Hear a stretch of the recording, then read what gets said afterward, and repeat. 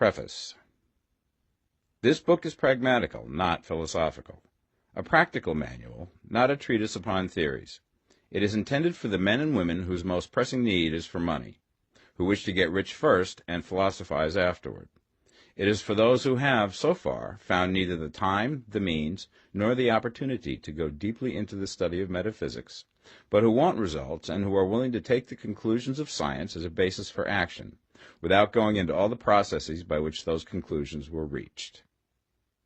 It is expected that the reader will take the fundamental statements upon faith, just as he would take statements concerning a law of electrical action if they were promulgated by a Marconi or an Edison, and taking the statements upon faith, that he will prove their truth by acting upon them without fear or hesitation. Every man or woman who does this will certainly get rich, for the science herein applied is an exact science, and failure is impossible.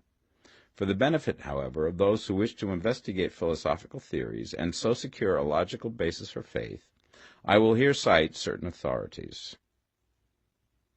The monistic theory of the universe, the theory that one is all and that all is one, that one substance manifests itself as the seeming many elements of the material world, is of Hindu origin and has been gradually winning its way into the thought of the Western world for 200 years. It is the foundation of all the Oriental philosophies, and of those of Descartes, Spinoza, Leibniz, Schopenhauer, Hegel, and Emerson. The reader who would dig to the philosophical foundations of this is advised to read Hegel and Emerson for himself. In writing this book, I have sacrificed all other considerations to plainness and simplicity of style, so that all might understand. The plan of action laid down herein was deduced from the conclusions of philosophy. It has been thoroughly tested and bears the supreme test of practical experiment. It works. If you wish to know how the conclusions were arrived at, read the writings of the authors mentioned above. And if you wish to reap the fruits of their philosophies in actual practice, read this book and do exactly as it tells you to do. The author. Chapter 1. The Right to be Rich. Whatever may be said in praise of poverty, the fact remains that it is not possible to live a really complete or successful life unless one is rich. No man can rise to his greatest possible height in talent or soul development unless he has plenty of money. For to unfold the soul and to develop talent he must have many things to use, and he cannot have these things unless he has money to buy them with. A man develops in mind, soul, and body by making use of these things, and society is so organized that man must have money in order to become the possessor of things. Therefore, the basis of all advancement for man must be the science of getting rich. The object of all life is development, and everything that lives has an inalienable right to all the development it is capable of attaining. Man's right to life means his right to have the free and unrestricted use of all things which may be necessary to his fullest mental, spiritual, and physical unfoldment, or, in other words, his right to be rich. I shall not speak of riches in a figurative way. To be really rich does not mean to be satisfied or contented with a little. No man ought to be satisfied with little if he is capable of using and enjoying more. The purpose of nature is the advancement and unfoldment of life, and every man should have all that can contribute to the power, elegance, beauty, and richness of life. To be content with less is sinful. The man who owns all he wants for the living of all the life he is capable of living is rich, and no man who has not plenty of money can have all he wants. Life has advanced so far and become so complex that even the most ordinary man or woman requires a great amount of wealth in order to live in a manner that even approaches completeness. Every person naturally wants to become all that they are capable of becoming. This desire to realize innate possibilities is inherent in human nature. We cannot help wanting to be all that we can be. Success in life is becoming what you want to be. You can become what you want to be only by making use of things, and you can have the free use of things only as you become rich enough to buy them. To understand the science of getting rich is therefore the most essential of all knowledge. There is nothing wrong in wanting to get rich. The desire for riches is really the desire for a richer, fuller, and more abundant life, and that desire is praiseworthy. The man who does not desire to live more abundantly is abnormal. And so the man who does not desire to have money enough to buy all he wants is abnormal. There are three motives for which we live. We live for the body, we live for the mind, we live for the soul. No one of these is better or holier than the other. All are alike desirable, and no one of the three, body, mind, or soul, can live fully if either of the others is cut short of full life and expression. It is not right or noble to live only for the soul and deny mind or body, and it is wrong to live for the intellect and deny body or soul. We are all acquainted with the loathsome consequences of living for the body and denying both mind and soul, and we see that real life means the complete expression of all that man can give forth through body, mind, and soul. Whatever he can say, no man can be really happy or satisfied unless his body is living fully in every function, and unless the same is true of his mind and his soul. Wherever there is unexpressed possibility, or function not performed, there is unsatisfied desire. Desire is possibility seeking expression, or function seeking performance.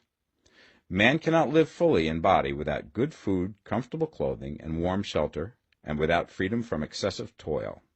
Rest and recreation are also necessary to his physical life. He cannot live fully in mind without books and time to study them, without opportunity for travel and observation, or without intellectual companionship.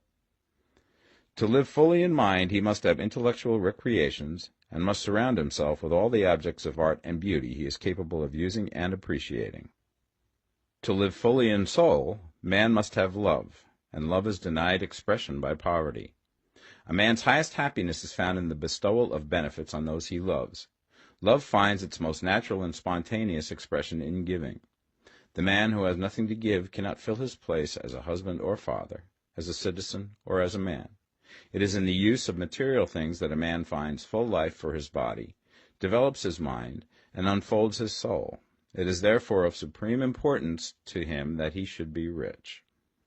It is perfectly right that you should desire to be rich. If you are a normal man or woman, you cannot help doing so. It is perfectly right that you should give your best attention to the science of getting rich, for it is the noblest and most necessary of all studies. If you neglect this study, you are derelict in your duty to yourself, to God, and humanity, for you can render to God and humanity no greater service than to make the most of yourself. Chapter 2. There is a science of getting rich. There is a science of getting rich, and it is an exact science, like algebra or arithmetic. There are certain laws which govern the process of acquiring riches. Once these laws are learned and obeyed by any man, he will get rich with mathematical certainty. The ownership of money and property comes as a result of doing things in a certain way. Those who do things in this certain way, whether on purpose or accidentally, get rich, while those who do not do things in this certain way, no matter how hard they work or how able they are, remain poor. It is a natural law that like causes always produce like effects, and therefore any man or woman who learns to do things in this certain way will infallibly get rich. That the above statement is true is shown by the following facts. Getting rich is not a matter of environment, for if it were, all the people in certain neighborhoods would become wealthy. The people of one city would all be rich, while those of other towns would all be poor. Or the inhabitants of one state would roll in wealth, and those of an adjoining state would be in poverty. But everywhere we see rich and poor living side by side, in the same environment, and often engaged in the same vocations. When two men are in the same locality and in the same business, and one gets rich while the other remains poor, it shows that getting rich is not primarily a matter of environment. Some environments may be more favorable than others, but when two men in the same business are in the same neighborhood, and one gets rich while the other fails, it indicates that getting rich is the result of doing things in a certain way. And further, the ability to do things in this certain way is not due solely to the possession of talent, for many people who have great talent remain poor, while others who have very little talent get rich. Studying the people who have gotten rich, we find that they are an average lot in all respects, having no greater talents and abilities than other men. It is evident that they do not get rich because they possess talents and abilities that other men have not, but because they happen to do things in a certain way. Getting rich is not the result of saving or thrift. Many very penurious people are poor, while free spenders often get rich. Nor is getting rich due to doing things which others fail to do. For two men in the same business often do almost exactly the same things, and one gets rich while the other remains poor or becomes bankrupt. From all these things, we must come to the conclusion that getting rich is the result of doing things in a certain way. If getting rich is the result of doing things in a certain way, then any man or woman who can do things in that way can become rich, and the whole matter is brought within the domain of exact science. The question arises here whether this certain way may not be so difficult that only a few may follow it. This cannot be true, as we have seen, so far as natural ability is concerned. Talented people get rich, and blockheads get rich. Intellectually brilliant people get rich, and very stupid people get rich. Physically strong people get rich, and weak and sickly people get rich.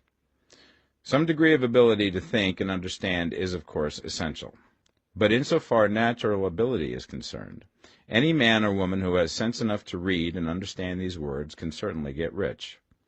Also, we have seen that it is not a matter of environment. Location counts for something. One would not go to the heart of the Sahara and expect to do successful business. Getting rich involves the necessity of dealing with men and of being where there are people to deal with. And if these people are inclined to deal in the way that you want to deal, so much the better. But that is about as far as environment goes. If anybody else in your town can get rich, so can you. And if anybody else in your state can get rich, so can you. Again, it is not a matter of choosing some particular business or profession. People get rich in every business and in every profession, while their next-door neighbors in the same vocation remain in poverty. It is true that you will do best in a business which you like and which is congenial to you. And if you have certain talents which are well developed, you will do best in a business which calls for the exercise of those talents. Also, you will do best in a business which is suited to your locality. An ice cream parlor would do better in a warm climate than in Greenland, and a salmon fishery will succeed better in the Northwest than in Florida, where there are no salmon. But aside from these general limitations, getting rich is not dependent upon your engaging in some particular business, but upon your learning to do things in a certain way. If you are now in business and anybody else in your locality is getting rich in the same business, while you are not getting rich, it is because you are not doing things in the same way that the other person is doing them. No one is prevented from getting rich by lack of capital. True, as you get capital, the increase becomes more easy and rapid, but one who has capital is already rich and does not need to consider how to become so. No matter how poor you may be, if you begin to do things in a certain way, you will begin to get rich, and you will begin to have capital. The getting of capital is a part of the process of getting rich, and it is a part of the result which invariably follows the doing of things in the certain way. You may be the poorest man on the continent and be deeply in debt. You may have neither friends, influence, nor resources, but if you begin to do things in this way, you must infallibly begin to get rich, for the like causes must produce like effects. If you have no capital, you can get capital. If you're in the wrong business, you can get into the right business. If you're in the wrong location, you can go to the right location, and you can do so by beginning in your present business and in your present location, to do things in the certain way which causes success. Chapter 3. Is opportunity monopolized? No man is kept poor because opportunity has been taken away from him, because other people have monopolized the wealth and have put a fence around it. You may be shut off from engaging in business in certain lines, but there are other channels open to you. Probably it would be hard for you to get control of any of the great railroad systems. That field is pretty well monopolized, but the electric railway business is still in its infancy and offers plenty of scope for enterprise, and it will be but a very few years until traffic and transportation through the air will become a great industry, and in all its branches will give employment to hundreds of thousands and perhaps to millions of people. Why not turn your attention to the development of aerial transportation, instead of competing with J.J. Hill and others for a chance in the steam railway world? It is quite true that if you are a working man in the employ of the Steel Trust, you have very little chance of becoming the owner of the plant in which you work. But it is also true that if you will commence to act in a certain way, you can soon leave the employ of the Steel Trust. You can buy a farm from 10 to 40 acres and engage in business as a producer of foodstuffs. There is great opportunity at this time for men who will live upon small tracts of land and cultivate the same intensively. Such men will certainly get rich. You may say that it is impossible for you to get the land, but I'm going to prove to you that it is not impossible, and that you can certainly get a farm if you will go to work in a certain way. At different periods, the tide of opportunity sets in different directions, according to the needs of the whole, and the particular stage of social evolution which has been reached. At present, in America, it is setting towards agricultural and the allied industries and professions. Today, opportunity is open before the factory worker in his line. It is open before the businessman who supplies the farmer more than before the one who supplies the factory worker, and before the professional man who waits upon the farmer more than before the one who serves the working class. There is an abundance of opportunity for the man who will go with the tide instead of trying to swim against it. So the factory workers, either as individuals or as a class, are not deprived of opportunity. The workers are not being kept down by their masters. They are not being ground by the trusts and combinations of capital. As a class, they are where they are because they do not do things in a certain way. If the workers of America chose to do so, they could follow the example of their brothers in Belgium and other countries and establish great department stores and cooperative industries. They could elect men of their own class to office and pass laws favoring the development of such cooperative industries, and in a few years they could take peaceable possession of the industrial field. The working class may become the master class whenever they will begin to do things in a certain way. The law of wealth is the same for them as it is for all others. This they must learn, and they will remain where they are as long as they continue to do as they do. The individual worker, however, is not held down by the ignorance or the mental slothfulness of his class. He can follow the tide of opportunity to riches, and this book will tell him how. No one is kept in poverty by a shortness in the supply of riches. There is more than enough for all. A palace as large as the Capitol in Washington might be built for every family on earth from the building material in the United States alone, and under intensive cultivation, this country would produce wool, cotton, linen, and silk enough to clothe each person in the world finer than Solomon was arrayed in all his glory, together with food enough to feed them all luxuriously. The visible supply is practically inexhaustible, and the invisible supply really is inexhaustible. Everything you see on earth is made from one original substance, out of which all things proceed. New forms are constantly being made, and older ones are dissolving, but all are shapes assumed by one thing. There is no limit to the supply of formless stuff or original substance. The universe is made out of it, but it was not all used in making the universe. The spaces in, through, and between the forms of the visible universe are permeated and filled with the original substance, with the formless stuff, with the raw material of all things. 10,000 times as much has been made might still be made, and even then we should not have exhausted the supply of universal raw material. No man, therefore, is poor because nature is poor, or because there is not enough to go around. Nature is an inexhaustible storehouse of riches. The supply will never run short. Original substance is alive with creative energy and is constantly producing more forms. When the supply of building material is exhausted, more will be produced. When the soil is exhausted so that foodstuffs and materials for clothing will no longer grow upon it, it will be renewed or more soil will be made.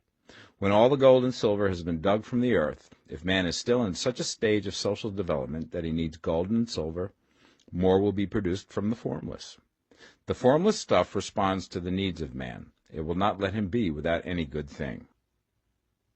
This is true of man collectively.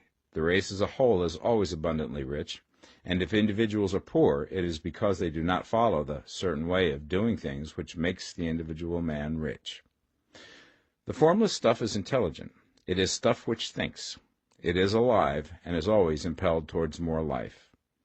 It is the natural and inherent impulse of life to seek to live more. It is the nature of intelligence to enlarge itself, and of consciousness to seek to extend its boundaries and find fuller expression. The universe of forms has been made by formless living substance, throwing itself into form in order to express itself more fully. The universe is a great living presence, always moving inherently towards more life and fuller functioning. Nature is formed for the advancement of life. Its impelling motive is the increase of life. For this cause, everything which can possibly minister to life is bountifully provided. There can be no lack unless God is to contradict himself and nullify his own works. You are not kept poor by lack in the supply of riches. It is a fact which I shall demonstrate a little further on, that even the resources of the formless supply are at the command of the man or woman who will act and think in a certain way. Chapter 4. The first principle in the science of getting rich.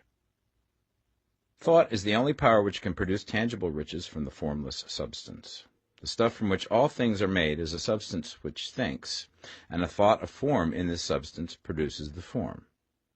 Original substance moves according to its thoughts. Every form and process you see in nature is the visible expression of a thought in original substance.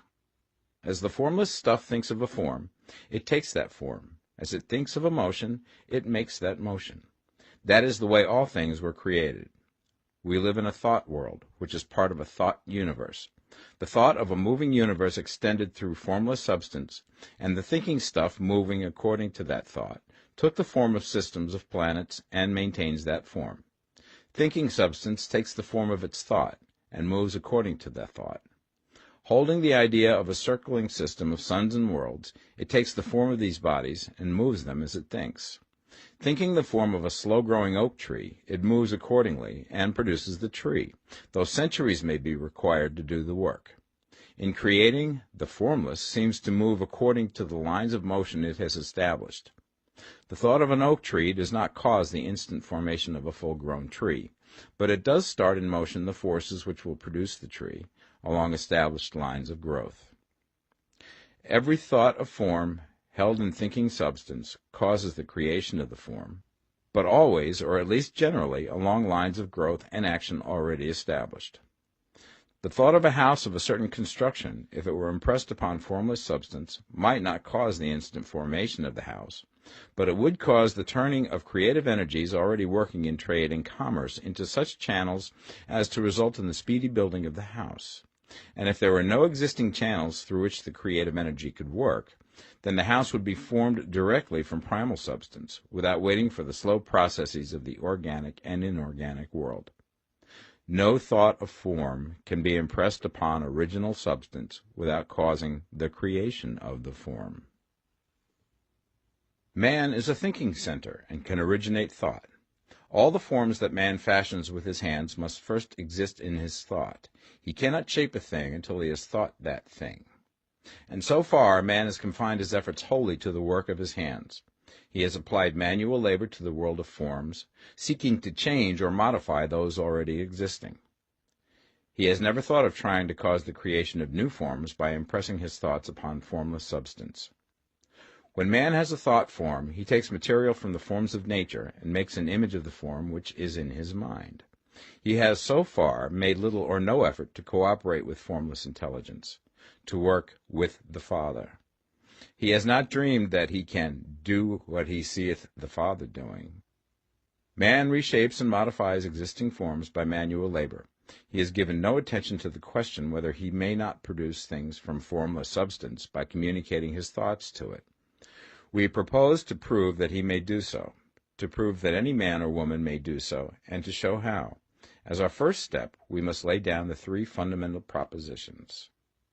First, we assert that there is one original formless stuff, or substance, from which all things are made. All the seemingly many elements are but different presentations of one element. All the many forms found in organic and inorganic nature are but different shapes made from the same stuff. And this stuff is thinking stuff. A thought held in it produces the form of the thought. Thought, in thinking substance, produces shapes. Man is a thinking center, capable of original thought. If a man can communicate his thought to original thinking substance, he can cause the creation or formation of the thing he thinks about. To summarize this, there is a thinking stuff from which all things are made, and which, in its original state, permeates, penetrates, and fills the interspaces of the universe. A thought in this substance produces the thing that is imaged by the thought. Man can form things in his thought, and, by impressing his thought upon formless substance, can cause the thing he thinks about to be created. It may be asked if I can prove these statements, and without going into details, I answer that I can do so, both by logic and experience. Reasoning back from the phenomena of form and thought, I come to one original thinking substance. And reasoning forward from that thinking substance, I come to man's power to cause the formation of the thing he thinks about. And by experiment, I find the reasoning true. And this is my strongest proof. If one man who reads this book gets rich by doing what it tells him to do, that is evidence in support of my claim. But if every man who does what it tells him to do gets rich, that is proof positive until someone goes through the process and fails. The theory is true until the process fails, and this process will not fail. For every man who does exactly what this book tells him to do will get rich. I have said that men get rich by doing things in a certain way, and in order to do so, men must become able to think in a certain way. A man's way of doing things is the direct result of the way he thinks about things. To do things in a way that you want to do them, you will have to acquire the ability to think the way you want to think. This is the first step towards getting rich. To think what you want to think is to think truth, regardless of appearances. Every man has the natural and inherent power to think what he wants to think, but it requires far more effort to do so than it does to think the thoughts which are suggested by appearances. To think according to appearance is easy. To think truth regardless of appearances is laborious, and requires the expenditure of more power than any other work man is called upon to perform. There is no labor from which most people shrink as they do from that of sustained and consecutive thought.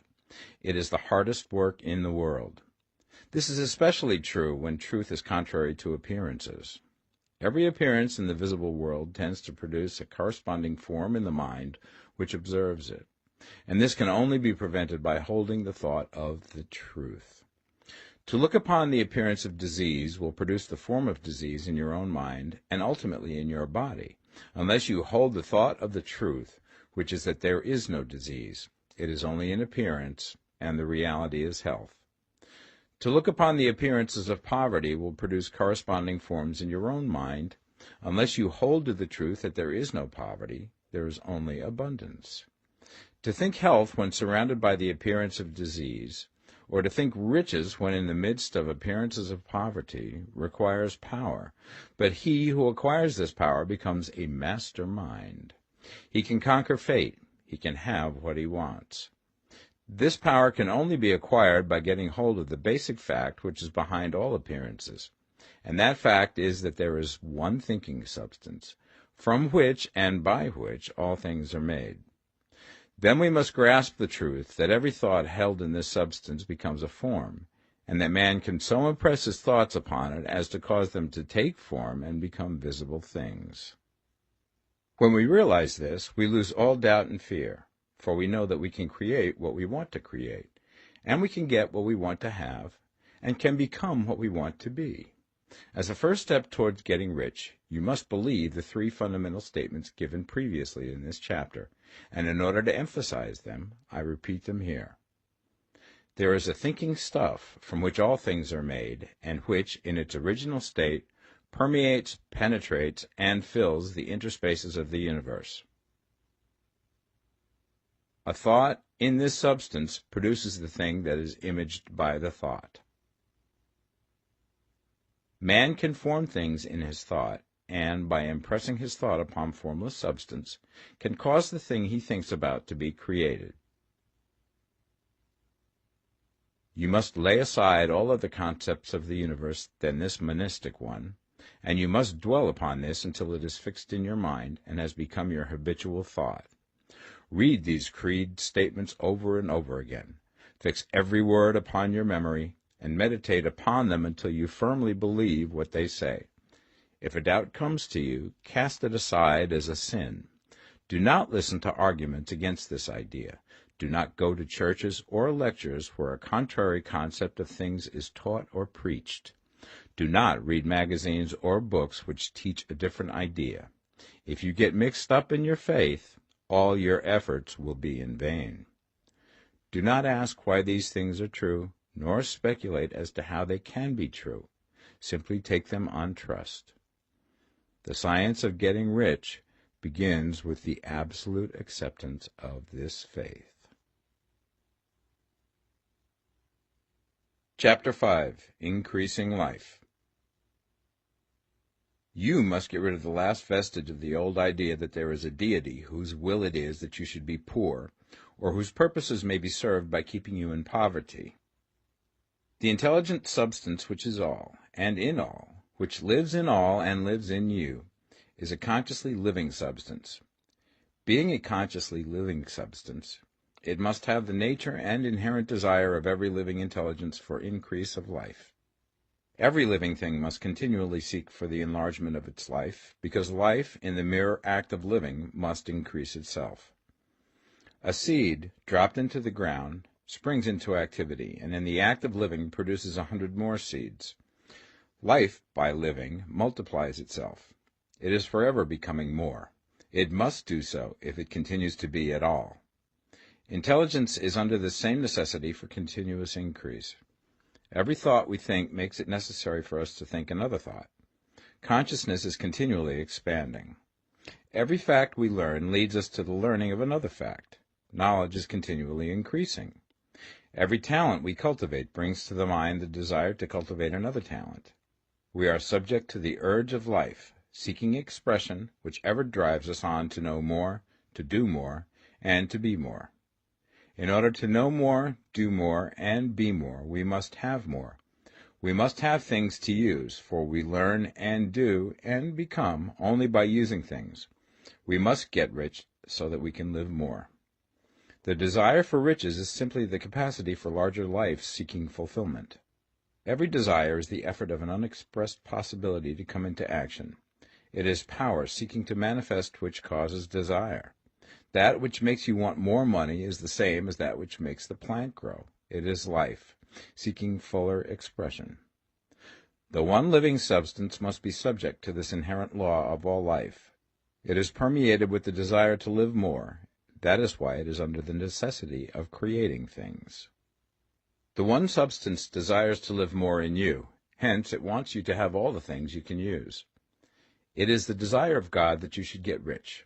He wants you to get rich because he can express himself better through you if you have plenty of things to use in giving him expression. He can live more in you if you have unlimited command of the means of life. The universe desires you to have everything you want to have. Nature is friendly to your plans. Everything is naturally for you. Make up your mind that this is true. It is essential, however, that your purpose should harmonize with the purpose that is in all. You must want real life, not mere pleasure of sensual gratification. Life is the performance of function, and the individual really lives only when he performs every function, physical, mental, and spiritual, of which he is capable, without excess in any. You do not want to get rich in order to live swinishly, for the gratification of animal desires, that is not life. But the performance of every physical function is a part of life, and no one lives completely who denies the impulses of the body a normal and healthful expression. You do not want to get rich solely to enjoy mental pleasures, to get knowledge, to gratify ambition, to outshine others, to be famous. All these are a legitimate part of life, but the man who lives for the pleasures of the intellect alone will only have a partial life, and he will never be satisfied with his lot. You do not want to get rich solely for the good of others, to lose yourself for the salvation of mankind, to experience the joys of philanthropy and sacrifice. The joys of the soul are only a part of life, and they are no better or nobler than any other part. You want to get rich in order that you may eat, drink, and be merry when it is time to do these things, in order that you may surround yourself with beautiful things, see distant lands, feed your mind, and develop your intellect, in order that you may love men and do kind things, and be able to play a good part in helping the world to find truth. But remember that extreme altruism is no better and no nobler than extreme selfishness. Both are mistakes. Get rid of the idea that God wants you to sacrifice yourself for others, and that you can secure his favor by doing so.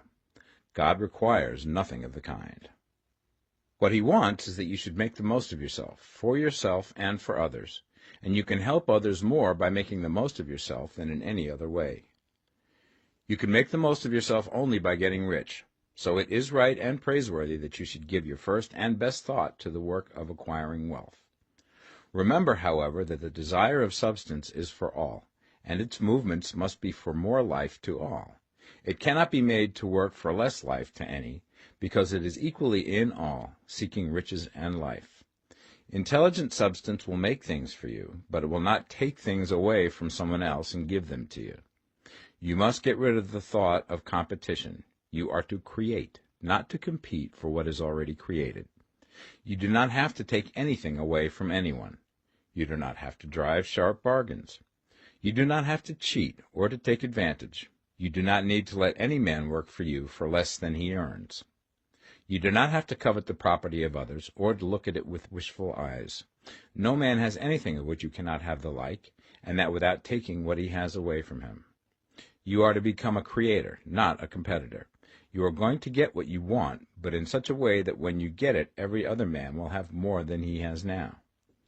I am aware that there are men who get a vast amount of money by proceeding in direct opposition to the statements in the paragraph above, and may add a word of explanation here. Men of the plutocratic type who become very rich do so sometimes purely by their extraordinary ability on the plane of competition, and sometimes they unconsciously relate themselves to substance and its great purposes and movements for the general racial upbuilding through industrial evolution. Rockefeller, Carnegie, Morgan, et al. Have been the unconscious agents of the supreme in the necessary work of systematizing and organizing productive industry, and, in the end, their work will contribute immensely towards increased life for all. Their day is nearly over.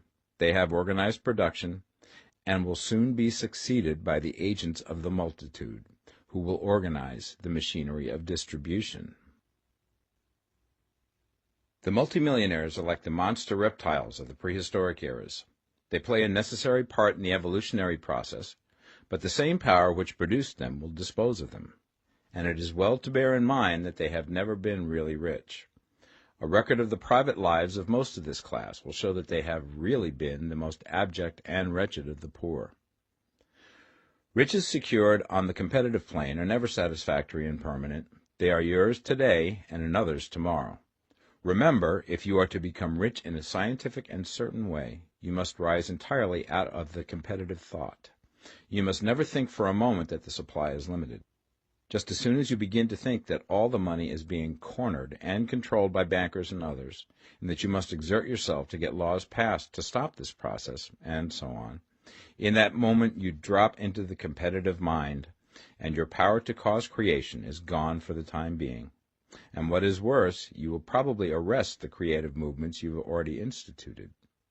Know that there are countless millions of dollars worth of gold in the mountains of the earth, not yet brought to light, and know that if there were not, more would be created from thinking substance to supply your needs. Know that the money you need will come, even if it is necessary for 1,000 men to be led to the discovery of new gold mines tomorrow. Never look at the visible supply. Look always at the limitless riches in formless substance, and know that they are coming to you as fast as you can receive and use them. Nobody, by cornering the visible supply, can prevent you from getting what is yours.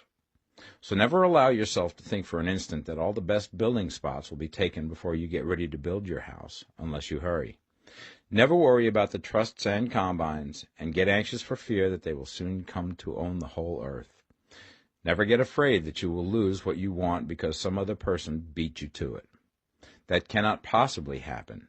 You are not seeking anything that is possessed by anybody else. You are causing what you want to be created from formless substance, and the supply is without limits. Stick to the formulated statement. There is a thinking stuff from which all things are made, and which, in its original state, permeates, penetrates, and fills the interspaces of the universe. A thought in this substance produces the thing that is imaged by the thought. Man can form things in his thought, and by impressing his thought upon formless substance, can cause the thing he thinks about to be created. Chapter 6. How Riches Come to You. When I say that you do not have to drive sharp bargains, I do not mean that you do not have to drive any bargains at all, or that you are above the necessity for having any dealings with your fellow men. I mean that you will not need to deal with them unfairly. You do not have to get something for nothing, but can give to every man more than you take from him. You cannot give every man more in cash market value than you take from him, but you can give him more in use value than the cash value of the thing you take from him. The paper, ink, and other material in this book may not be worth the money you pay for it, but if the ideas suggested by it bring you thousands of dollars, you have not been wronged by those who sold it to you. They have given you a great use value for a small cash value. Let us suppose that I own a picture by one of the great artists, which in any civilized community is worth thousands of dollars.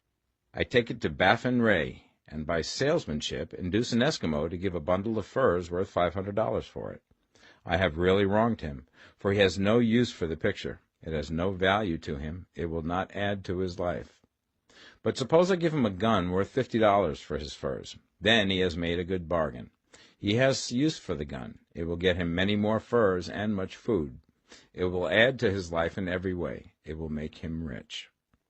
When you rise from the competitive to the creative plane, you can scan your business transactions very strictly, and if you are selling any man anything which does not add more to his life than the thing he gives you in exchange, you can afford to stop it.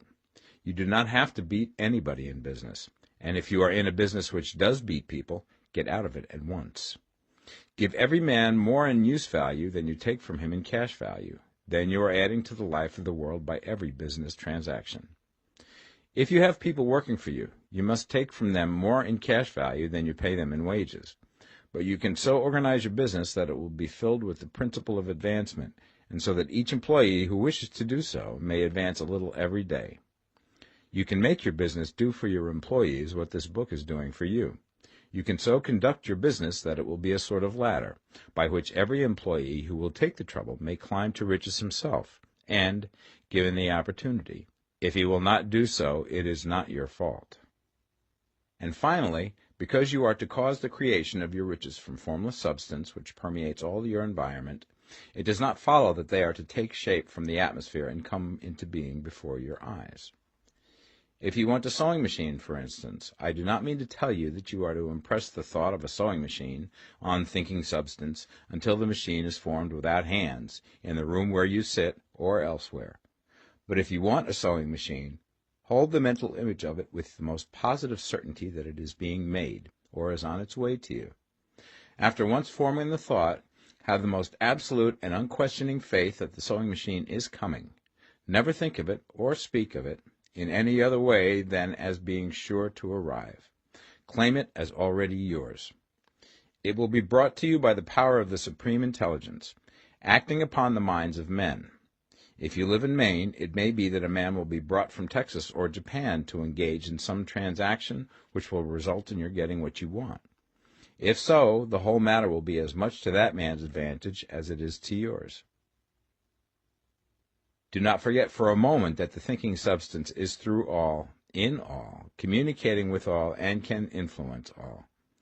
The desire of thinking substance for a fuller life and better living has caused the creation of all the sewing machines already made, and it can cause the creation of millions more, and will, whenever men set it in motion by desire and faith, and by acting in a certain way. You can certainly have a sewing machine in your house, and it is just as certain that you can have any other thing or things which you want, and which you will use for the advancement of your own life and the lives of others. You need not hesitate about asking largely. It is your Father's pleasure to give you the kingdom, said Jesus. Original substance wants to live all that is possible in you, and wants you to have all that you can or will use for the living of the most abundant life. If you fix upon your consciousness the fact that the desire you feel for the possession of riches is one with the desire of omnipotence for more complete expression, your faith becomes invincible. Once I saw a little boy sitting at a piano, and vainly tried to bring harmony out of the keys, and I saw that he was grieved and provoked by his inability to play real music. I asked him the cause of his vexation, and he answered, "I can feel the music in me, but I can't make my hands go right." The music in him was the urge of original substance, containing all the possibilities of all life. All that there is of music was seeking expression through the child. God, the one substance, is trying to live and do and enjoy things through humanity. He is saying, I want hands to build wonderful structures, to play divine harmonies, to paint glorious pictures. I want feet to run my errands, eyes to see my beauties, tongues to tell mighty truths and to sing marvelous songs, and so on. All that there is of possibility is seeking expression through men. God wants those who can play music to have pianos and every other instrument, and to have the means to cultivate their talents to the fullest extent. He wants those who can appreciate beauty to be able to surround themselves with beautiful things. He wants those who can discern truth to have every opportunity to travel and observe. He wants those who can appreciate dress to be beautifully clothed, and those who can appreciate good food to be luxuriously fed.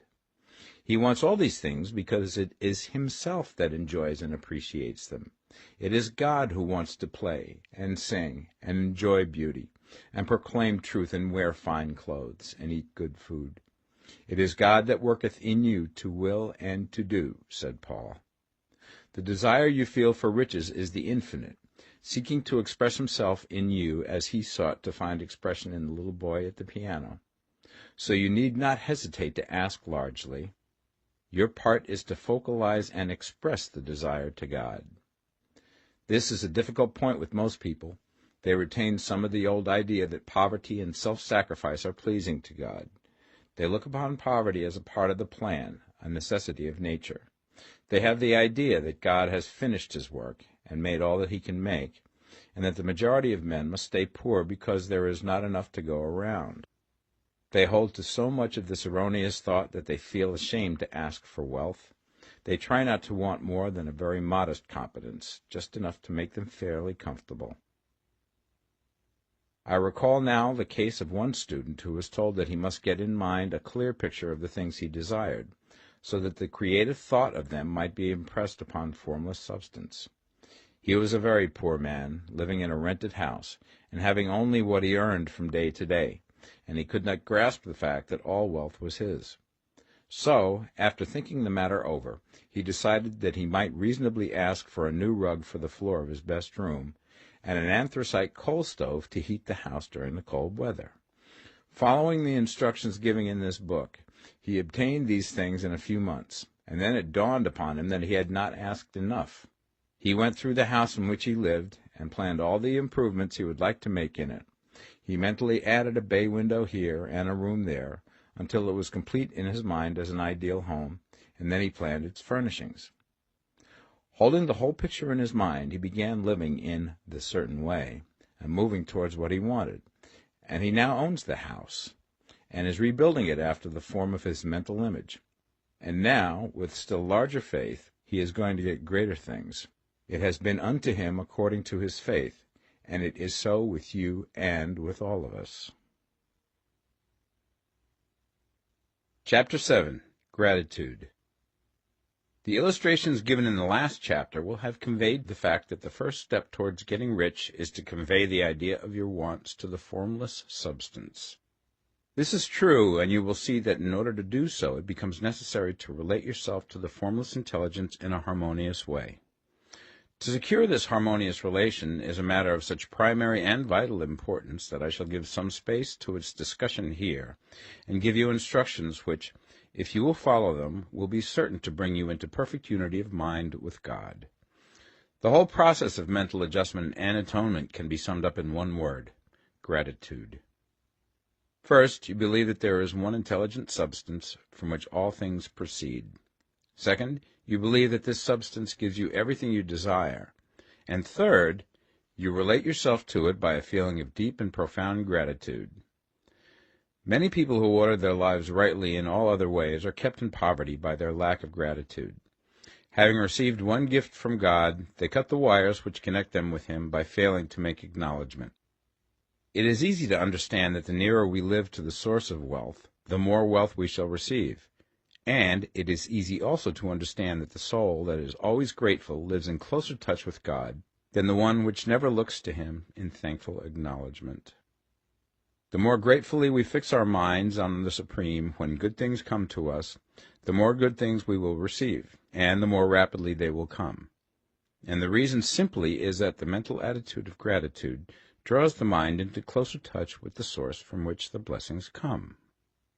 If it is a new thought to you that gratitude brings your whole mind into closer harmony with the creative energies of the universe, Consider it well, and you will see that it is true. The good things you already have come to you along the line of obedience to certain laws. Gratitude will lead your mind out along the ways by which things come, and it will keep you in close harmony with creative thought and prevent you from falling into competitive thought. Gratitude alone can keep you looking towards the all, and prevent you from falling into the error of thinking of the supply as limited, and to do that would be fatal to your hopes. There is a law of gratitude, and it is absolutely necessary that you should observe the law if you are to get the results you seek. The law of gratitude is the natural principle that action and reaction are always equal, and in opposite directions. The grateful outreaching of your mind in thankful praise to the Supreme is a liberation or expenditure of force. It cannot fail to reach that to which it is addressed, and the reaction is an instantaneous movement towards you. Draw nigh unto God, and he will draw nigh unto you. That is a statement of psychological truth. And if your gratitude is strong and constant, the reaction in formless substance will be strong and continuous. The movement of the things you want will always be towards you. Notice the grateful attitude that Jesus took. How he always seemed to be saying, I thank thee, Father, that thou hearest me. You cannot exercise much power without gratitude, for it is gratitude that keeps you connected with power. But the value of gratitude does not consist solely in getting you more blessings in the future. Without gratitude, you cannot long keep from dissatisfied thought regarding things as they are.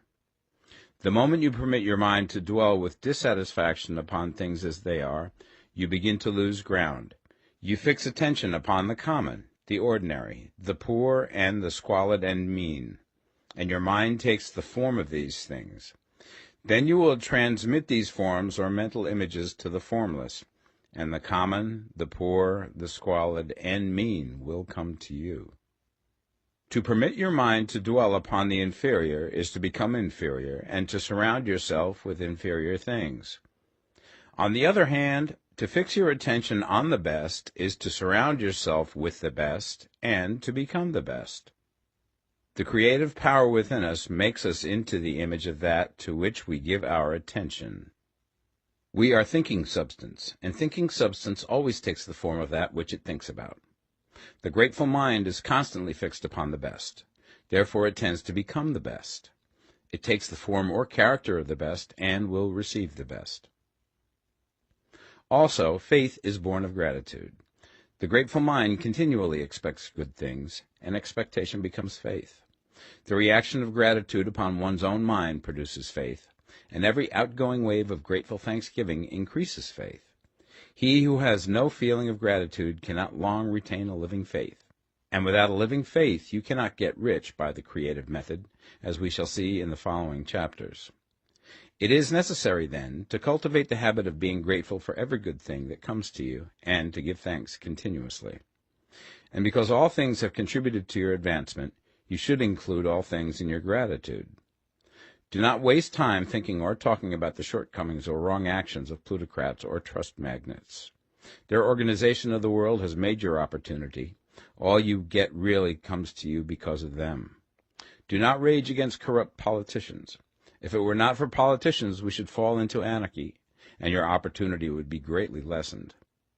God has worked a long time and very patiently to bring us up to where we are in industry and government, and he is going right on with his work. There is not the least doubt that he will do away with plutocrats, trust magnates, captains of industry, and politicians as soon as they can be spared.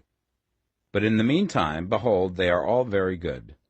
Remember that they are all helping to arrange the lines of transmission along which your riches will come to you, and be grateful to them all. This will bring you into harmonious relations with the good in everything, and the good in everything will move toward you.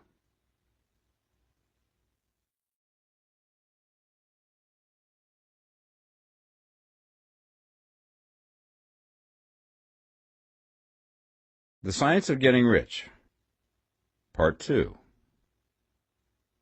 Chapter 8. Thinking in the Certain Way. You must form a clear and definite mental picture of what you want. You cannot transmit an idea unless you have it yourself. You must have it before you can give it, and many people fail to impress thinking substance because they have themselves only a vague and misty concept of the things they want to do, to have, or to become. It is not enough that you should have a general desire for wealth to do good with. Everybody has that desire. It is not enough that you should have a wish to travel, see things, live more, etc. Everybody has those desires also. If you were going to send a wireless message to a friend, you would not send the letters of the alphabet in their order and let him construct the message for himself, nor would you take words at random from the dictionary. You would send a coherent sentence, one which meant something. When you try to impress your wants upon substance, remember that it must be done by a coherent statement. You must know what you want and be definite. You can never get rich or start the creative power into action by sending out unformed longings and vague desires. Go over your desires just as the man I have described went over his house. See just what you want and get a clear mental picture of it as you wish it to look when you get it. That clear mental picture you must have continually in mind, as the sailor has in mind the port towards which he is sailing the ship. You must keep your face towards it all the time. You must no more lose sight of it than the steersman loses sight of the compass. It is not necessary to take exercises in concentration, nor to set apart special times for prayer and affirmation, nor to go into the silence, nor to do occult stunts of any kind. There things are well enough, but all you need is to know what you want, and to want it badly enough so that it will stay in your thoughts. Spend as much of your leisure time as you can in contemplating your picture, but no one needs to take exercises to concentrate his mind on a thing which he really wants. It is the things you do not really care about which require effort to fix your attention upon them. And unless you really want to get rich, so that the desire is strong enough to hold your thoughts directly to the purpose, as the magnetic pole holds the needle of the compass, it will hardly be worthwhile for you to try to carry out the instructions given in this book. The methods herein set forth are for people whose desire for riches is strong enough to overcome mental laziness and the love of ease, and make them work. The more clear and definite you make your pictures then, and the more you dwell upon it, bringing out all of its delightful details, the stronger your desire will be, and the stronger your desire, the easier it will be to hold your mind fixed upon the picture of what you want. Something more is necessary, however, than merely to see the picture clearly. If that is all you do, you are only a dreamer, and will have little or no power for accomplishment. Behind your clear vision must be the purpose to realize it, to bring it out in tangible expression. And behind this purpose must be an invincible and unwavering faith that the thing is already yours, that it is at hand, and you have only to take possession of it. Live in the new house mentally until it takes form around you physically. In the mental realm, enter at once into full enjoyment of the things you want. Whatsoever things ye ask for when ye pray, believe that ye receive them, and ye shall have them, said Jesus. See the things you want as if they were actually around you all the time. See yourself as owning and using them. Make use of them in imagination, just as you will use them when they are your tangible possessions. Dwell upon your mental picture until it is clear and distinct, and then take the mental attitude of ownership towards everything in that picture. Take possession of it in mind, in the full faith that it is actually yours. Hold to this mental ownership. Do not waver for an instant in the faith that it is real. And remember what was said in the preceding chapter about gratitude. Be as thankful for it all the time as you expect to be when it has taken form. The man who can sincerely thank God for the things which as yet he owns only in imagination has real faith. He will get rich. He will cause the creation of whatsoever he wants. You do not need to pray repeatedly for things you want. It is not necessary to tell God about it every day. Use not vain repetitions as the heathens do, said Jesus to his pupils. For your Father knoweth that ye have need of these things before ye ask him.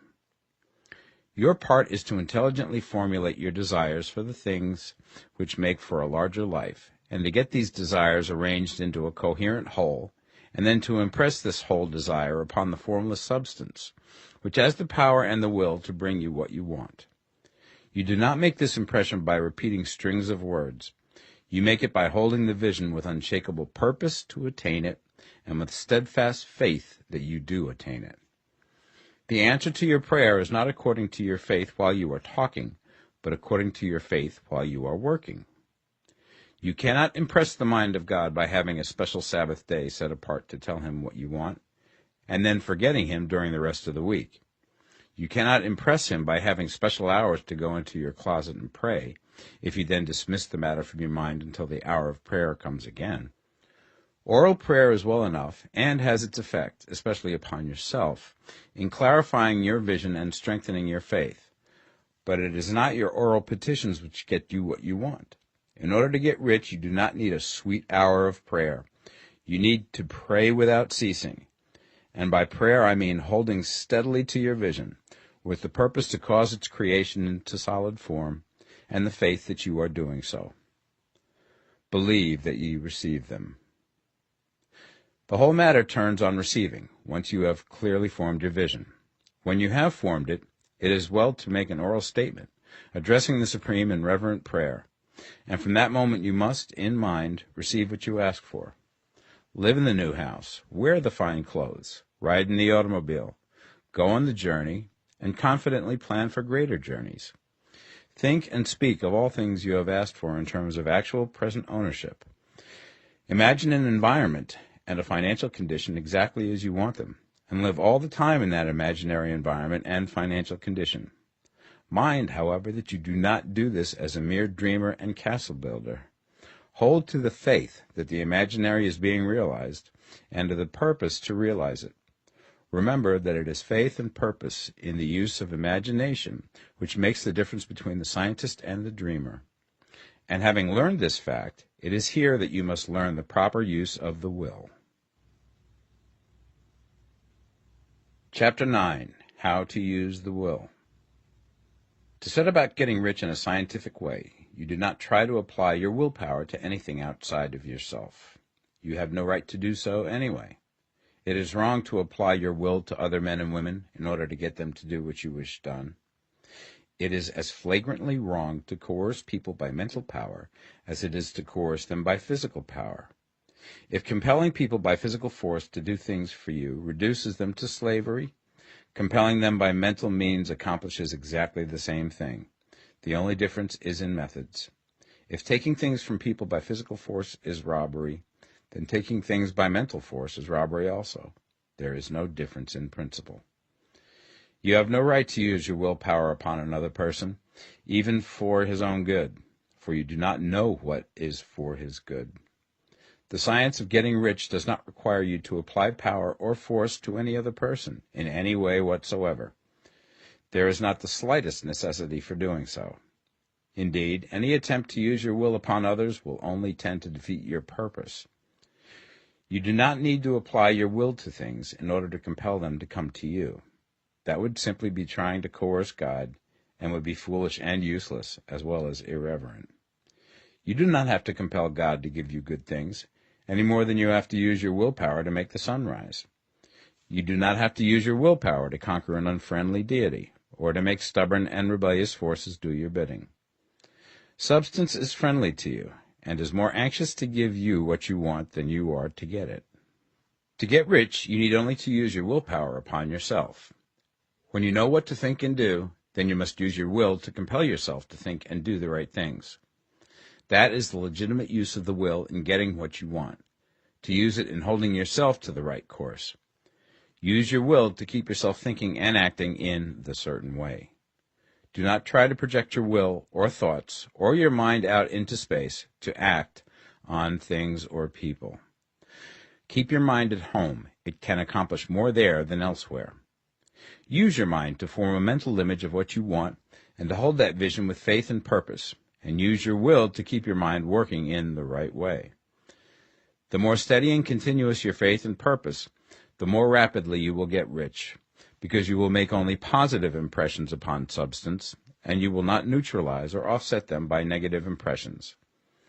The picture of your desires, held with faith and purpose, is taken up by the formless and permeates it to great distances throughout the universe, for all I know. As this impression spreads, all things are set moving towards its realizations.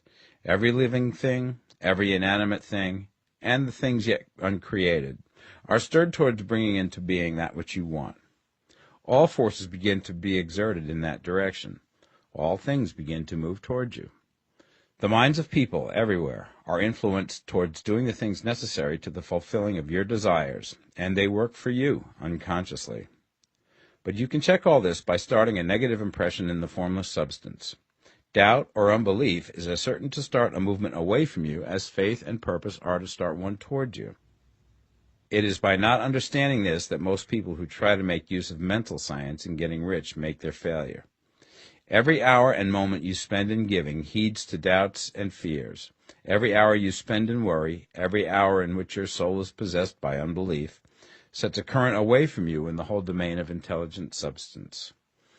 All the promises are unto them that believe, and unto them only. Notice how insistent Jesus was upon this point of belief, and now you know the reason why. Since belief is all important, it behooves you to guard your thoughts, and as your beliefs will be shaped to a very great extent by the things you observe and think about, it is important that you should command your attention. And here the will comes into use, for it is by your will that you determine upon what things your attention shall be fixed. If you want to become rich, you must not make a study of poverty. Things are not brought into being by thinking about their opposites. Health is never to be attained by studying disease and thinking about disease. Righteousness is not to be promoted by studying sin and thinking about sin. And no one ever got rich by studying poverty and thinking about poverty. Medicine as a science of disease has increased disease. Religion as a science of sin has promoted sin. And economics as a study of poverty will fill the world with wretchedness and want. Do not talk about poverty. Do not investigate it or concern yourself with it. Never mind what its causes are. You have nothing to do with them. What concerns you is the cure. Do not spend your time in charitable work or charity movements. All charity only tends to perpetuate the wretchedness it aims to eradicate. I do not say that you should be hard-hearted or unkind and refuse to hear the cry of need, but you must not try to eradicate poverty in any of the conventional ways. Put poverty behind you, and put all that pertains to it behind you, and make good. Get rich. That is the best way you can help the poor. And you cannot hold the mental image which is to make you rich if you fill your mind with pictures of poverty. Do not read books or papers which give circumstantial accounts of the wretchedness of the tenement dwellers, of the horrors of child labor, and so on. Do not read anything which fills your mind with gloomy images of want and suffering. You cannot help the poor in the least by knowing about these things, and the widespread knowledge of them does not tend at all to do away with poverty. What tends to do away with poverty is not getting the pictures of poverty into your mind, but getting pictures of wealth into the minds of the poor. You are not deserting the poor in their misery when you refuse to allow your mind to be filled with pictures of that misery. Poverty can be done away with, not by increasing the number of well-to-do people who think about poverty, but by increasing the number of poor people who purpose with faith to get rich. The poor do not need charity, they need inspiration. Charity only sends them a loaf of bread to keep them alive in their wretchedness, or give them an entertainment to make them forget for an hour or two. But inspiration will cause them to rise out of their misery. If you want to help the poor, demonstrate to them that they can become rich. Prove it by getting rich yourself. The only way in which poverty will ever be banished from this world is by getting a large and constantly increasing number of people to practice the teachings of this book. People must be taught to become rich by creation, not by competition. Every man who becomes rich by competition throws down behind him the ladder by which he rises and keeps others down. But every man who gets rich by creation opens a way for thousands to follow him and inspires them to do so. You are not showing hardness of heart or an unfeeling disposition when you refuse to pity poverty, see poverty, read about poverty, or think or talk about it, or to listen to those who do talk about it. Use your willpower to keep your mind off the subject of poverty and to keep it fixed with faith and purpose on the vision of what you want. Chapter 10. Further Use of the Will. You cannot retain a true and clear vision of wealth if you are constantly turning your attention to opposing pictures, whether they be external or imaginary. Do not tell of your past troubles of a financial nature, if you have had them. Do not think of them at all. Do not tell of the poverty of your parents, or the hardships of your early life. To do any of these things is to mentally class yourself with the poor for the time being, and it will certainly check the movement of things in your direction. Let the dead bury their dead, as Jesus said. Put poverty and all things that pertain to poverty completely behind you. You have accepted a certain theory of the universe as being correct, and are resting all your hopes of happiness on its being correct. And what can you gain by giving heed to conflicting theories? Do not read religious books which tell you that the world is soon coming to an end, and do not read the writing of muckrakers and pessimistic philosophers who tell you that it is going to the devil. The world is not going to the devil. It is going to God. It is wonderful becoming. True, there may be a good many things in existing conditions which are disagreeable, but what is the use of studying them when they are certainly passing away, and when the study of them only tends to check their passing and keep them with us? Why give time and attention to things which are being removed by evolutionary growth, when you can hasten their removal only by promoting the evolutionary growth as far as your part of it goes? No matter how horrible and seeming may be the conditions in certain countries, sections, or places, you waste your time and destroy your own chances by considering them. You should interest yourself in the world's becoming rich. Think of the riches in the world is coming to, instead of the poverty it is growing out of. And bear in mind that the only way in which you can assist the world in growing rich is by growing rich yourself through creative method, not the competitive one. Give your attention wholly to riches. Ignore poverty. Whenever you think or speak of those who are poor, think and speak of them as those who are becoming rich, as those who are to be congratulated rather than pitied. Then they and others will catch the inspiration and begin to search for the way out. Because I say that you are to give your whole time and mind and thought to riches, it does not follow that you are to be sordid or mean. To become really rich is the noblest aim you can have in life, for it includes everything else. On the competitive plane, the struggle to get rich is a godless scramble for power over other men. But when we come into the creative mind, all this is changed. All that is possible in the way of greatness and soul unfoldment, of service and lofty endeavor, comes by way of getting rich. All is made possible by the use of things. If you lack for physical health, you will find that the attainment of it is conditional on you getting rich. Only those who are emancipated from financial worry, and who have the means to live a carefree existence and follow hygienic practices, can have and retain health. Moral and spiritual greatness is possible only to those who are above the competitive battle for existence.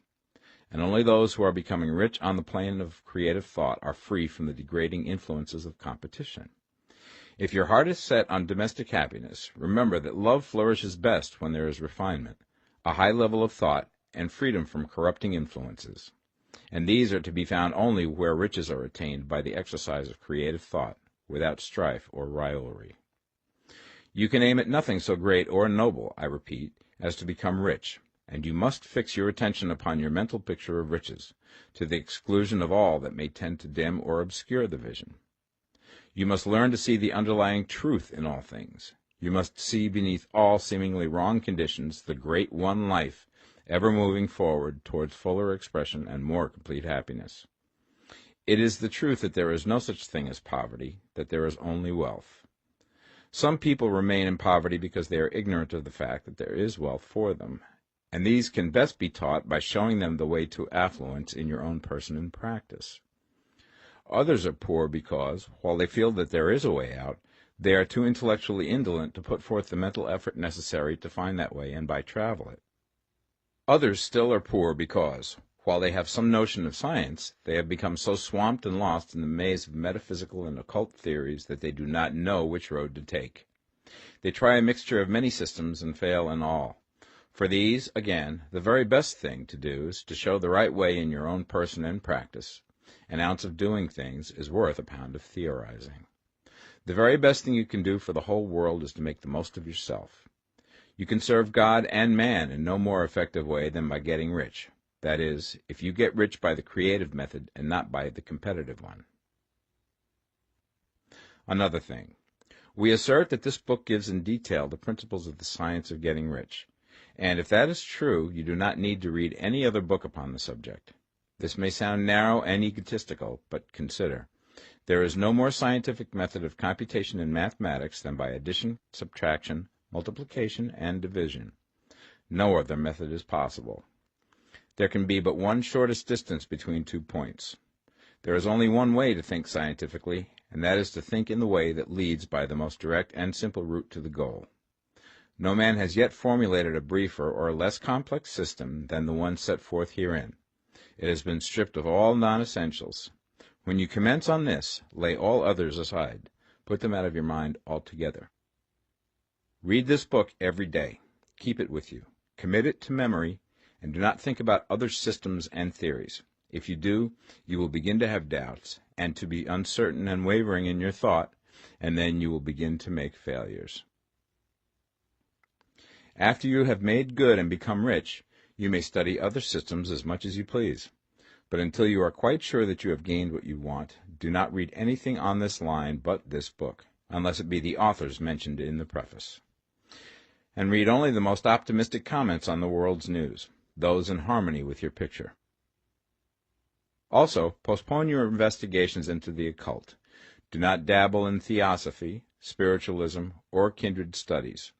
It is very likely that the dead still live and are near, but if they are, let them alone. Mind your own business.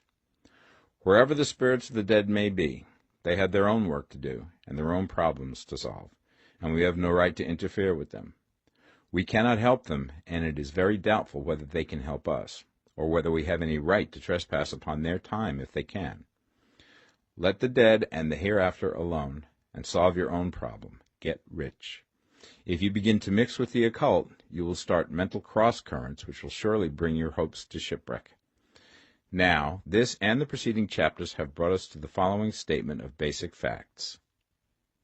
There is a thinking stuff from which all things are made, and which, in its original state, permeates, penetrates, and fills the interspaces of the universe.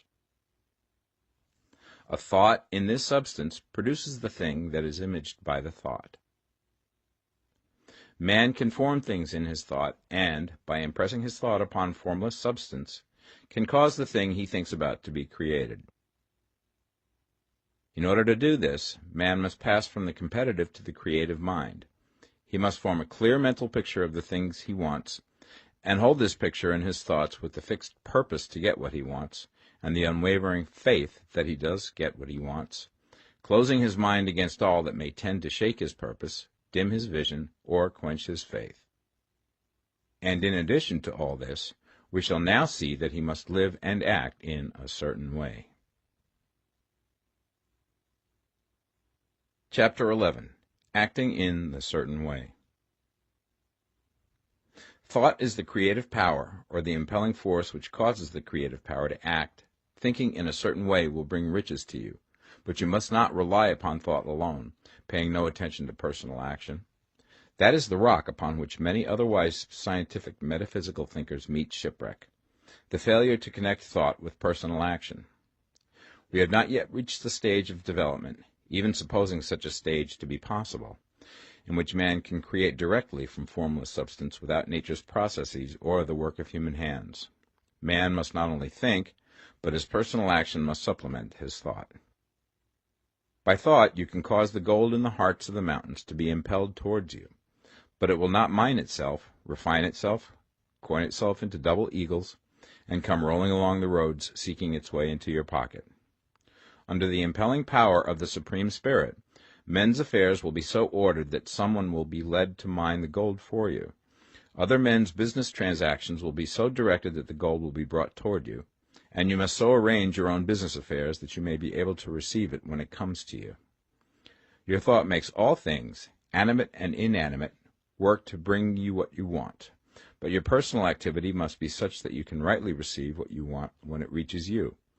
You are not to take it as charity, nor to steal it. You must give every man more in use value than he gives you in cash value. The scientific use of thought consists in forming a clear and distinct mental image of what you want, in holding fast to the purpose to get what you want, and in realizing with grateful faith that you do get what you want. Do not try to project your thought in any mysterious or occult way, with the idea of having it go out and do things for you. That is a wasted effort and will weaken your power to think with sanity. The action of thought in getting rich is fully explained in the preceding chapters. Your faith and purpose positively impress your vision upon formless substance, which has the same desire for more life that you have. And this vision, received from you, sets all the creative forces at work in and through their regular channels of action, but directed towards you. It is not your part to guide or supervise the creative process. All you have to do with that is to retain your vision, stick to your purpose, and maintain your faith and gratitude. But you must act in a certain way, so that you can appropriate what is yours when it comes to you, so that you can meet the things you have in your picture and put them in their proper places as they arrive. You can really see the truth of this. When things reach you, they will be in the hands of other men, who will ask an equivalent for them. And you can only get what is yours by giving the other man what is his. Your pocketbook is not going to be transformed into a Fortunata's purse, which shall be always full of money without effort on your part. This is the crucial point in the science of getting rich, right here, where thought and personal action must be combined. There are very many people who, consciously or unconsciously, set the creative forces in action by the strength and persistence of their desires, but who remain poor because they do not provide for the reception of the thing they want when it comes. By thought, the thing you want is brought to you. By action, you receive it. Whatever your action is to be, it is evident that you must act now. You cannot act in the past, and it is essential to the clearness of your mental vision that you dismiss the past from your mind. You cannot act in the future, for the future is not here yet, and you cannot tell how you will want to act in any future contingency until that contingency has arrived. Because you are not in the right business or the right environment now, do not think that you must postpone action until you get into the right business or environment. And do not spend time in the present taking thought as to the best course in possible future emergencies. Have faith in your ability to meet any emergency when it arrives. If you act in the present with your mind on the future, your present action will be with a divided mind and will not be effective. Put your whole mind into present action. Do not give your creative impulse to original substance, and then sit down and wait for results. If you do, you will never get them. Act now. There is never any time but now, and there never will be any time but now. If you are ever to begin to make ready for the reception of what you want, you must begin now. And your action, whatever it is, must most likely be in your present business or employment, and must be upon the persons and things in your present environment. You cannot act where you are not, you cannot act where you have been, and you cannot act where you are going to be. You can act only where you are. Do not bother as to whether yesterday's work was well done or ill done. Do today's work well. Do not try to do tomorrow's work now. There will be plenty of time to do that when you get to it. Do not try, by occult or mystical means, to act on people or things that are out of your reach. Do not wait for a change of environment. Before you act, get a change of environment by action. You can so act upon the environment in which you are now, as to cause yourself to be transferred to a better environment. Hold with faith and purpose the vision of yourself in the better environment, but act upon your present environment with all your heart and with all your strength and with all your mind. Do not spend any time in daydreaming or castle building. Hold to the one vision of what you want and act now. Do not cast about seeking some new thing to do, or some strange, unusual, or remarkable action to perform as a first step towards getting rich. It is probable that your actions, at least for some time to come, will be those you have been performing for some time past, but you are to begin now to perform these actions in a certain way, which will surely make you rich. If you are engaged in some business and feel that it is not the right one for you, do not wait until you get into the right business before you begin to act. Do not feel discouraged, or sit down and lament because you are misplaced. No man was ever so misplaced that he could not find the right place, and no man ever became so involved in the wrong business but that he could get into the right business. Hold the vision of yourself in the right business, with the purpose to get into it, and the faith that you will get into it, and are getting into it, but act in your present business. Use your present business as the means of getting a better one, and use your present environment as the means of getting into a better one. Your vision of the right business, if held with faith and purpose, will cause the Supreme to move the right business towards you, and your action, if performed in a certain way, will cause you to move towards the business. If you are an employee or wage earner and feel that you must change places in order to get what you want, do not project your thought into space and rely upon it to get you another job. It will probably fail to do so. Hold the vision of yourself in the job you want, while you act with faith and purpose on the job you have, and you will certainly get the job you want. Your vision and faith will set the creative force in motion to bring it toward you, and your action will cause the forces in your own environment to move you toward the place you want. In closing this chapter, we will add another statement to our syllabus. There is a thinking stuff from which all things are made, and which, in its original state, permeates, penetrates, and fills the interspaces of the universe. A thought in this substance produces the thing that is imaged by the thought. Man can form things in his thought, and, by impressing his thought upon formless substance, can cause the thing he thinks about to be created. In order to do this, man must pass from the competitive to the creative mind. He must form a clear mental picture of the thing he wants, and hold this picture in his thoughts with the fixed purpose to get what he wants, and the unwavering faith that he does get what he wants, closing his mind to all that may tend to shake his purpose, dim his vision, or quench his faith. That he may receive what he wants when it comes, man must act now upon the people and things in his present environment. Chapter 12. Efficient Action. You must use your thought as directed in previous chapters, and begin to do what you can do where you are, and you must do all that you can do where you are. You can advance only by being larger than your present place, and no man is larger than his present place who leaves undone any of the work pertaining to that place. The world is advanced only by those who more than fill their present places. If no man quite filled his present place, you can see that there must be a going backward in everything. Those who do not quite fill their present places are dead weight upon society, government, commerce, and industry. They must be carried along by others at a great expense. The progress of the world is retarded only by those who do not fill the places they are holding. They belong to a former age and a lower stage or plane of life, and their tendency is towards degeneration. No society could advance if every man was smaller than his place. Social evolution is guided by the law of physical and mental evolution. In the animal world, evolution is caused by excess of life. When an organism has more life than can be expressed in the function of its own plane, it develops the organs of a higher plane, and a new species is originated.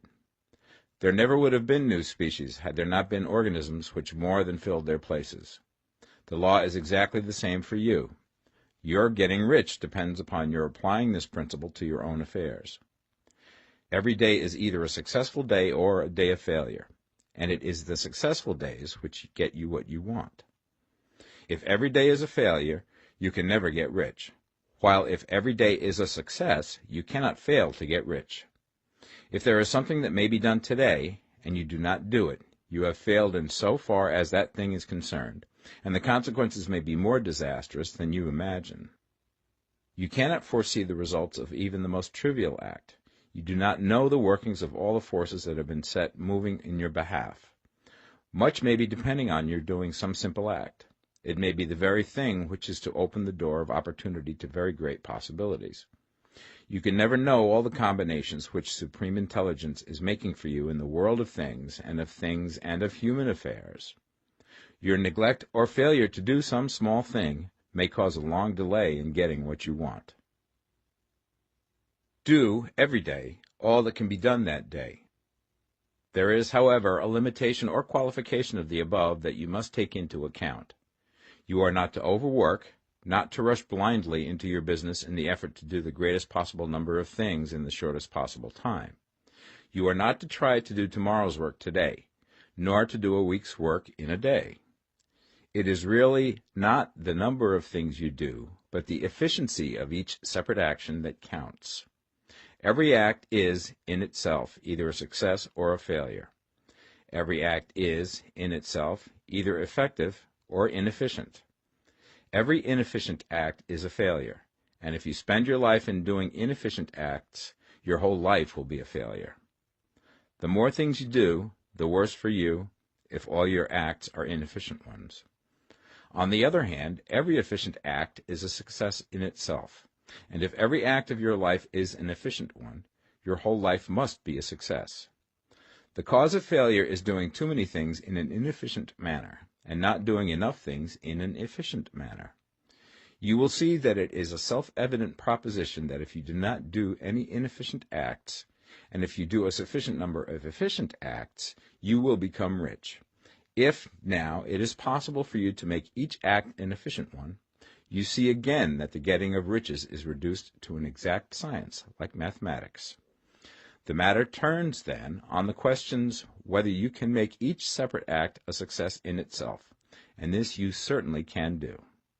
You can make each act a success because all power is working with you, and all power cannot fail. Power is at your service, and to make each act efficient, you have only to put power into it.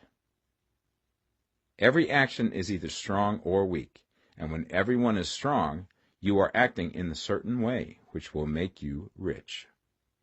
Every act can be made strong and efficient by holding your vision while you are doing it, and putting the whole power of your faith and purpose into it. It is at this point that the people fail who separate mental power from personal action. They use the power of the mind in one place and at one time, and they act in another place at another time. So their acts are not successful in themselves. Too many of them are inefficient. But if all power goes into every act, no matter how commonplace, every act will be a success in itself. And as in the nature of things, every success opens the way to other successes, your progress towards what you want and the progress of what you want toward you will become increasingly rapid. Remember that successful action is cumulative in its results. Since the desire for more life is inherent in all things, when a man begins to move towards larger life, more things attach themselves to him, and the influence of his desire is multiplied. Do, every day, all that you can do that day, and do each act in an efficient manner. In saying that you must hold your vision while you are doing each act, however trivial or commonplace, I do not mean to say that it is necessary at all times to see the vision distinctly to its smallest details. It should be the work of your leisure hours to use your imagination on the details of your vision, and to contemplate them until they are firmly fixed upon memory. If you wish speedy results, spend practically all your spare time in this practice. By continuous contemplation you will get the picture of what you want, even to the smallest details, so firmly fixed upon your mind and so completely transferred to the mind of formless substance, that in your working hours you need only to mentally refer to the picture to stimulate your faith and purpose, and cause your best effort to be put forth. Contemplate your picture in your leisure hours until your consciousness is so full of it that you can grasp it instantly. You will become so enthused with its bright promises that the mere thought of it will call forth the strongest energies of your whole being. Let us again repeat our syllabus, and by slightly changing the closing statements, bring it to the point we have now reached. There is a thinking stuff from which all things are made, and which, in its original state, permeates, penetrates, and fills the interspaces of the universe. A thought in this substance produces the thing that is imaged by the thought. Man can form things in his thought, and, by impressing his thought upon formless substance, can cause the thing he thinks about to be created. In order to do this, man must pass from competitive to the creative mind. He must form a clear mental picture of the thing he wants, and do, with faith and purpose, all that can be done each day, doing each separate thing in an efficient manner. Chapter 13. Getting into the right business. Success in any particular business depends for one thing upon your possessing in a well-developed state the faculties required in that business. Without good musical faculty, no one can succeed as a teacher of music.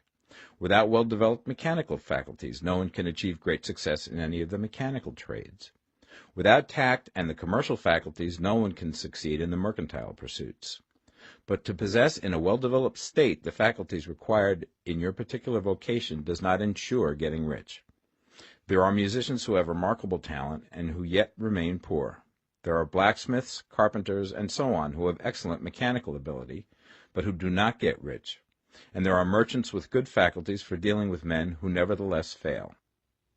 The different faculties are tools. It is essential to have good tools, but it is also essential that the tools should be used in the right way. One man can take a sharp saw, a square, a good plane, and so on, and build a handsome article of furniture. Another man can take the same tools and set to work to duplicate the article, but his production will be a botch. He does not know how to use good tools in a successful way. The various faculties of your mind are the tools with which you must do the work which is to make you rich. It will be easier for you to succeed if you get into a business for which you are well equipped with mental tools. Generally speaking, you will do best in that business which will use your strongest faculties, the one for which you are naturally best fitted.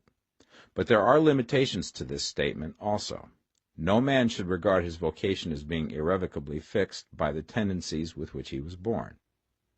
You can get rich in any business, for if you have not the right talent you can develop that talent. It merely means that you will have to make your tools as you go along, instead of confining yourself to the use of those with which you were born. It will be easier for you to succeed in a vocation for which you already have the talents in a well-developed state, but you can succeed in any vocation, for you can develop any rudimentary talent, and there is no talent of which you have not at least the rudiment. You will get rich most easily in point of effort if you do that for which you are best fitted, but you will get rich most satisfactorily if you do that which you want to do. Doing what you want to do is life, and there is no real satisfaction in living if we are compelled to be forever doing something which we do not like to do, and can never do what we want to do. And it is certain that you can do what you want to do. The desire to do it is proof that you have within you the power which can do it. Desire is a manifestation of power. The desire to play music is the power which can play music seeking expression and development. The desire to invent mechanical devices is the mechanical talent seeking expression and development. When there is no power, either developed or undeveloped, to do a thing, there is never any desire to do that thing. And where there is strong desire to do a thing, it is certain proof that the power to do it is strong, and only requires to be developed and applied in the right way. All things else being equal, it is best to select the business for which you have the best developed talent. But if you have a strong desire to engage in any particular line of work, you should select that work as the ultimate end at which you aim. You can do what you want to do, and it is your right and privilege to follow the business or avocation which will be most congenial and pleasant. You are not obliged to do what you do not like to do, and should not do it except as a means to bring you to the doing of the thing you want to do. If there are past mistakes whose consequences have placed you in an undesirable business or environment, you may be obliged for some time to do what you do not like to do. If you feel that you are not in the right vocation, do not act too hastily in trying to get into another one. The best way, generally, to change business or environment is by growth. Do not be afraid to make a sudden and radical change if the opportunity is presented, and you feel after careful consideration that it is the right opportunity. But never take sudden or radical action when you are in doubt as to the wisdom of doing so. There is never any hurry on the creative plane, and there is no lack of opportunity. When you get out of the competitive mind, you will understand that you never need to act hastily. No one else is going to beat you to the thing you want to do. There is enough for all. If one space is taken, another and a better one will be opened for you a little further on. There is plenty of time. When you are in doubt, wait. Fall back on the contemplation of your vision, and increase your faith and purpose. And by all means, in times of doubt and indecision, cultivate gratitude. A day or two spent in contemplating the vision of what you want, and in earnest thanksgiving that you are getting it, will bring your mind into such close relationship with the Supreme that you will make no mistake when you do act. There is a mind which knows all there is to know, and you can come into close unity with this mind by faith and the purpose to advance in life, if you have deep gratitude. Mistakes come from acting hastily, or from acting in fear or doubt, or in forgetfulness of the right motive, which is more life to all and less to none. As you go on in the certain way, opportunities will come to you in increasing number, and you will need to be very steady in your faith and purpose, and to keep in close touch with the all-mind by reverent gratitude.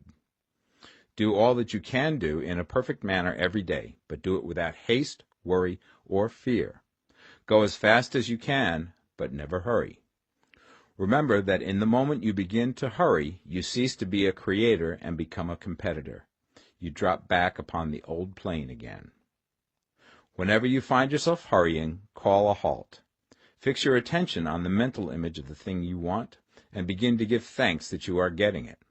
The exercise of gratitude will never fail to strengthen your faith and renew your purpose. Chapter 14. The Impression of Increase. Whether you change your vocation or not, your actions for the present must be those pertaining to the business in which you are now engaged. You can get into the business you want by making constructive use of the business you are already established in, by doing your daily work in a certain way. And in so far as your business consists in dealing with other men, whether personally or by letter, the key thought of all your efforts must be to convey to their minds the impression of increase. Increase is what all men and women are seeking. It is the urge of the formless intelligence within them, seeking fuller expression. The desire for increase is inherent in all nature. It is the fundamental impulse of the universe. All human activities are based on the desire for increase. People are seeking more food, more clothes, better shelter, more luxury, more beauty, more knowledge, more pleasure. Increase in something, more life. Every living thing is under this necessity for continuous advancement. Where increase of life ceases, dissolution and death set in at once. Man instinctively knows this, and hence he is forever seeking more. This law of perpetual increase is set forth by Jesus in the parable of the talents. Only those who gain more retain any. From him who hath not shall be taken away even that which he hath. The normal desire for increased wealth is not an evil or reprehensible thing. It is simply the desire for more abundant life. It is aspiration. And because it is the deepest instinct of their natures, all men and women are attracted to him who can give them more of the means of life. In following the certain way, you are getting continuous increase for yourself, and you are giving it to all with whom you deal. You are a creative center from which increase is given off to all. Be sure of this, and convey assurance of the fact to every man, woman, and child with whom you come in contact. No matter how small the transaction, even if it be only the selling of a stick of candy to a little child, put into it the thought of increase, and make sure that the customer is impressed with the thought. Convey the impression of advancement with everything you do, so that all people shall receive the impression that you are an advancing man, and that you advance all who deal with you. Even to the people whom you meet in a social way, without any thought of business, and to whom you do not try to sell anything, give the thought of increase. You can convey this impression by holding the unshakable faith that you, yourself, are in the way of increase, and by letting this faith inspire, fill, and permeate every action. Do everything that you do in the firm conviction that you are an advancing personality, and that you are giving advancement to everybody. Feel that you are getting rich, and that in doing so you are making others rich, and conferring benefits to all. Do not boast or brag of your success, or talk about it unnecessarily. True faith is never boastful. Wherever you find a boastful person, you find one who is secretly doubtful and afraid. Simply feel the faith, and let it work out in every transaction. Let every act and tone and look express the quiet assurance that you are getting rich, that you are already rich. Words will not be necessary to communicate this feeling to others. They will feel the sense of increase when in your presence, and will be attracted to you again. You must so impress others that they will feel that in associating with you they will get increase for themselves. See that you give them a use value greater than the cash value you are taking from them. Take an honest pride in doing this, and let everybody know it, and you will have no lack of customers. People will go where they are given increase, and the Supreme, which desires increase in all, and which knows all, will move towards you men and women who have never heard of you. Your business will increase rapidly, and you will be surprised at the unexpected benefits which will come to you.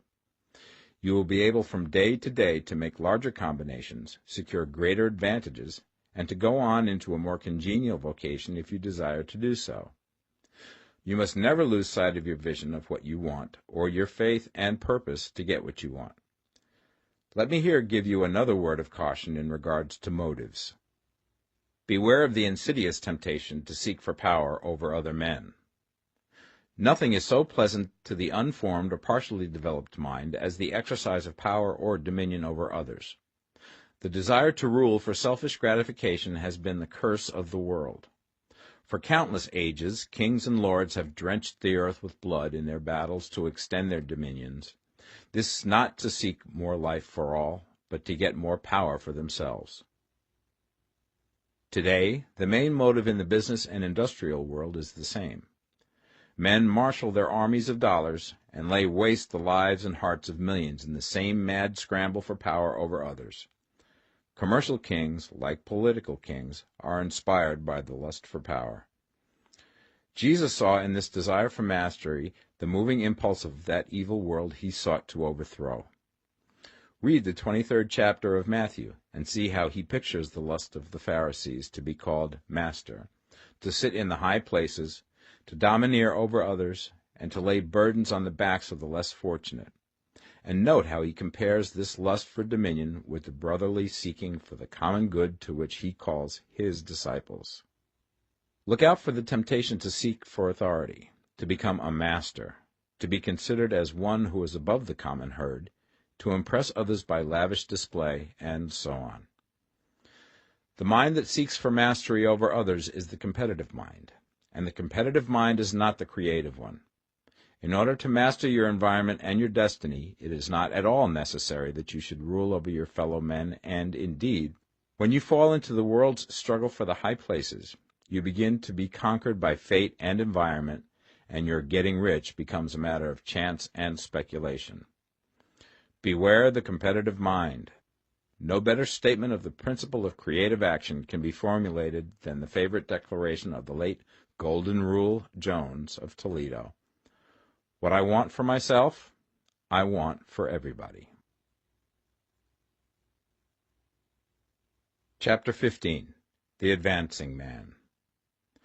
What I have said in the last chapter applies as well to the professional man and the wage earner as to the man who is engaged in mercantile business. No matter whether you are a physician, a teacher, or a clergyman, if you can give increase of life to others and make them sensible of the fact, they will be attracted to you and you will get rich. The physician who holds the vision of himself as a great and successful healer, and who works towards the complete realization of that vision with faith and purpose, as described in former chapters, will come into such close touch with the source of life that he will be phenomenally successful. Patients will come to him in throngs. No one has a greater opportunity to carry into effect the teaching of this book than the practitioner of medicine. It does not matter to which of the various schools he may belong, for the principle of healing is common to all of them, and may be reached by all alike. The advancing man in medicine, who holds to a clear mental image of himself as successful, and who obeys the laws of faith, purpose, and gratitude, will cure every curable disease he undertakes, no matter what remedies he may use. In the field of religion, the world cries out for the clergyman who can teach his hearers the true science of abundant life. He who masters the details of the science of getting rich, together with the allied sciences of being well, of being great, and of winning love, and who teaches these details from the pulpit, will never lack for a congregation. This is the gospel that the world needs. It will give increase of life, and men will hear it gladly, and will give liberal support to the man who brings it to them. What is now needed is a demonstration of the science of life from the pulpit.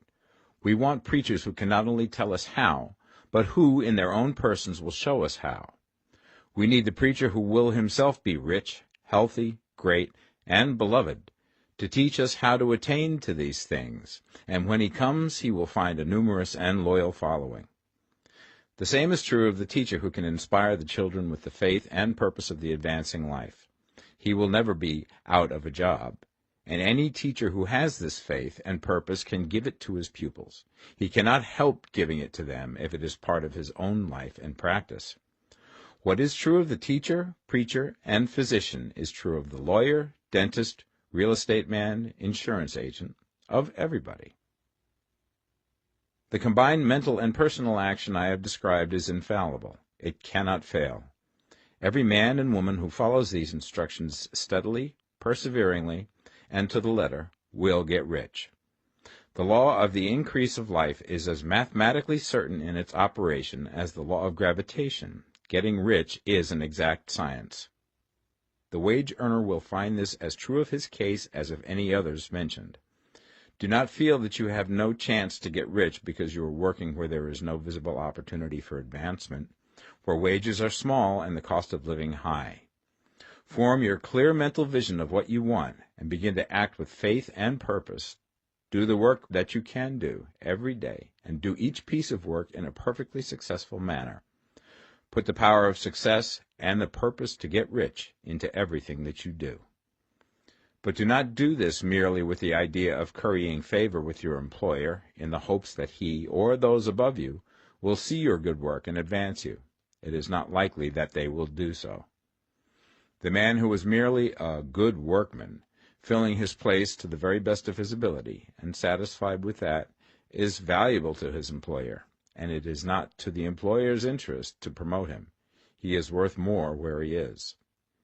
To secure advancement, something more is necessary than to be too large for your place. The man who is certain to advance is the one who is too big for his place, and who has a clear concept of what he wants to be, who knows that he can become what he wants to be, and who is determined to be what he wants to be. Do not try to more than fill your present place with a view to pleasing your employer. Do it with the idea of advancing yourself. Hold the faith and purpose of increase during work hours, after work hours, and before work hours. Hold it in such a way that every person who comes in contact with you, whether foreman, fellow workman, or social acquaintance, will feel the power of purpose radiating from you, so that everyone will get the sense of advancement and increase from you.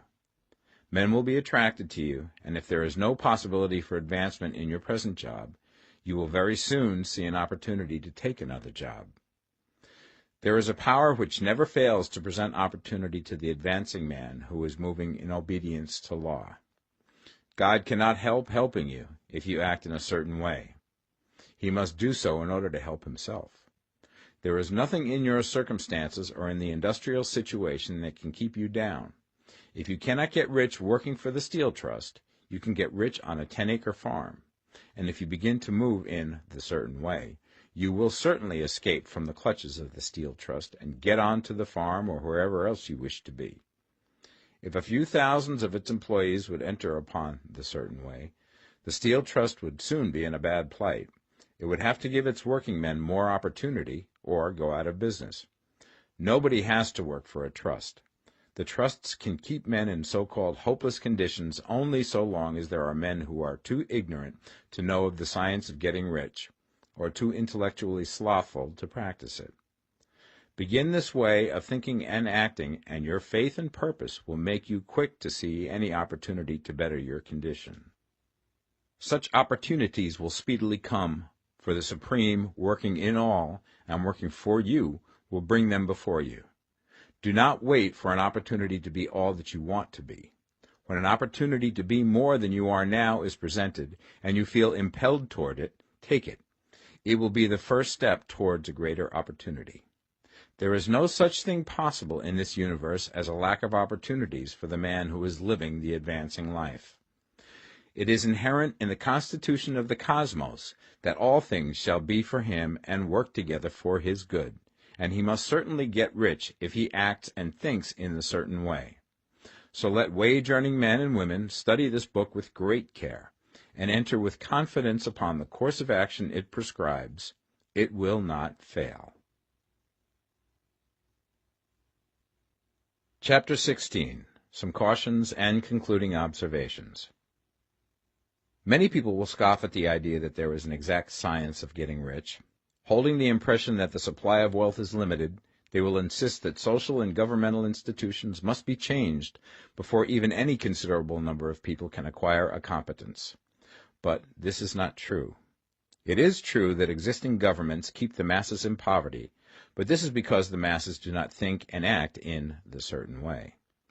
If the masses begin to move forward as suggested in this book, neither governments nor industrial systems can check them. All systems must be modified to accommodate the forward movement. If the people have the advancing mind, have the faith that they can become rich, and move forward with the fixed purpose to become rich, nothing can possibly keep them in poverty. Individuals may enter upon the certain way at any time and under any government, and may make themselves rich.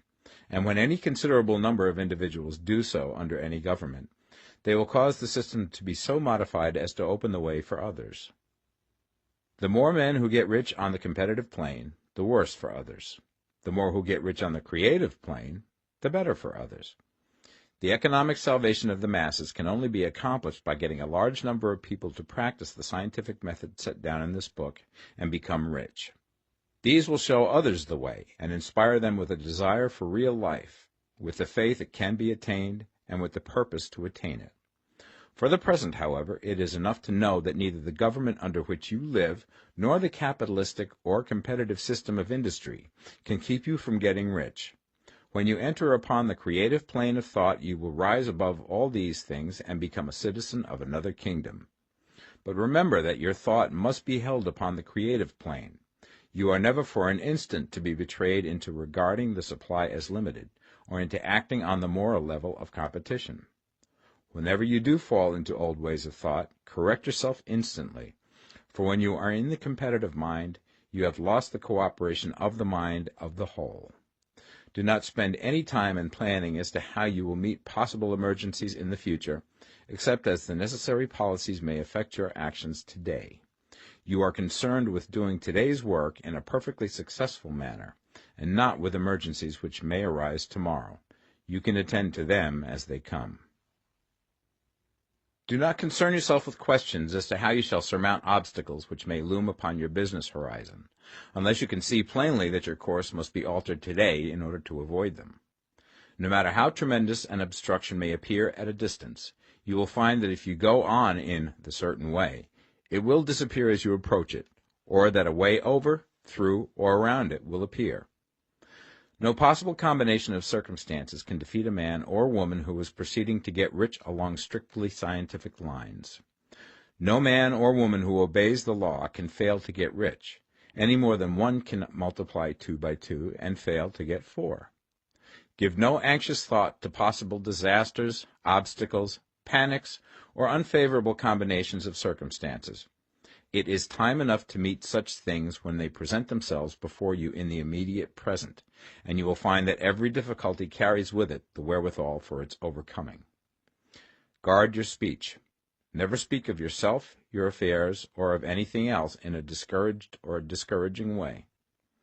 Never admit the possibility of failure, or speak in a way that infers failure as a possibility. Never speak of times as being hard, or of business conditions as being doubtful. Times may be hard and business doubtful for those who are on the competitive plane, but they can never be so for you. You can create what you want, and you are above fear. When others are having hard times and poor business, you will find your greatest opportunities. Train yourself to think of and to look upon the world as a something which is becoming, which is growing, and to regard seeming evil as being only that which is undeveloped. Always speak in terms of advancement. To do otherwise is to deny your faith, and to deny your faith is to lose it. Never allow yourself to feel disappointed. You may expect to have a certain thing at a certain time, and not get it at that time, and this will appear to you like failure. But if you hold to your faith, you will find that the failure is only apparent. Go on in the certain way, and if you do not receive that thing, you will receive something so much better that you will see that the seeming failure was really a great success. A student of this science had set his mind on making a certain business combination which seemed to him at the time to be very desirable, and he worked for some weeks to bring it about. When the crucial time came, the thing failed in a perfectly inexplicable way. It was as if some unseen influence had been working secretly against him. He was not disappointed. On the contrary, he thanked God that his desire had been overruled, and went steadily on with a grateful mind. In a few weeks an opportunity so much better came his way that he would not have made the first deal on any account, and he saw that a mind which knew more than he knew had prevented him from losing the greater good by entangling himself with the lesser. That is the way every seeming failure will work out for you, if you keep your faith, hold to your purpose, have gratitude, and do, every day, all that can be done that day, doing each separate act in a successful manner. When you make a failure, it is because you have not asked for enough. Keep on, and a larger thing than you were seeking will certainly come to you. Remember this. You will not fail because you lack the necessary talent to do what you wish to do. If you go on as I have directed, you will develop all the talent that is necessary to the doing of your work. It is not within the scope of this book to deal with the science of cultivating talent, but it is as certain and simple as the process of getting rich. However, do not hesitate or waver for fear that when you come to any certain place you will fail for lack of ability. Keep right on, and when you come to that place, the ability will be furnished to you. The same source of ability which enabled the untaught Lincoln to do the greatest work in government ever accomplished by a single man is open to you. You may draw upon all the mind there is for wisdom to use in meeting the responsibilities which are laid upon you. Go on in full faith. Study this book. Make it your constant companion until you have mastered all the ideas contained in it. While you are getting firmly established in this faith, you will do well to give up most recreations and pleasure, and to stay away from places where ideas conflicting with these are advanced in lectures or sermons. Do not read pessimistic or conflicting literature, or get into arguments upon the matter. Do very little reading, outside of the writers mentioned in the preface. Spend most of your leisure time in contemplating your vision, and in cultivating gratitude, and in reading this book. It contains all you need to know of the science of getting rich, and you will find all the essentials summed up in the following chapter. Chapter 17. Summary of the Science of Getting Rich. There is a thinking stuff from which all things are made, and which, in its original state, permeates, penetrates, and fills the interspaces of the universe. A thought in this substance produces the thing that is imaged by the thought. Man can form things in his thought, and by impressing his thought upon formless substance can cause the thing he thinks about to be created. In order to do this, man must pass from the competitive to the creative mind, otherwise he cannot be in harmony with the formless intelligence, which is always creative and never competitive in spirit. Man may come into full harmony with the formless substance by entertaining a lively and sincere gratitude for the blessings it bestows upon him. Gratitude unifies the mind of man with the intelligence of substance, so that man's thoughts are received by the formless. Man can remain upon the creative plane only by uniting himself with the formless intelligence through a deep and continuing feeling of gratitude. Man must form a clear and definite mental image of the things he wishes to have, to do, or to become, and he must hold this mental image in his thoughts, while being deeply grateful to the Supreme that all his desires are granted to him. The man who wishes to get rich must spend his leisure hours in contemplating his vision, and in earnest thanksgiving that the reality is being given to him. Too much stress cannot be laid on the importance of frequent contemplation of the mental image, coupled with unwavering faith and devout gratitude.